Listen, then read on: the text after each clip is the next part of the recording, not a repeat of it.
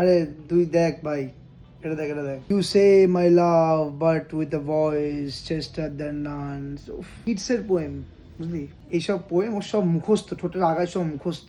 সত্যি অন্যরকম পুরো। এরকম দেখিনি আমি জীবনে কোনোদিন। এরকম চার্মনেস, এরকম মুখের মধ্যে একটা বিউটি, মানে এরকম দেখিনি রে আমি।